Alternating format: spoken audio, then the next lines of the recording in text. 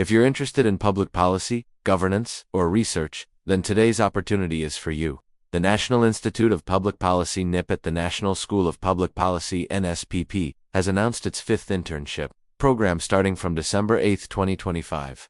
Program Overview. This internship program offers young graduates and postgraduates a chance to gain valuable experience in policy analysis, research, and public administration. It's a 2-month paid internship where you'll work full-time from Monday to Friday, 9 a.m. to 4 p.m. at the NSPP campus in Lahore. Eligibility criteria. To apply, you must have a bachelor's, master's, or MPhil degree in any discipline, preferably in social sciences. A strong academic record, with no supplementary or failed subjects.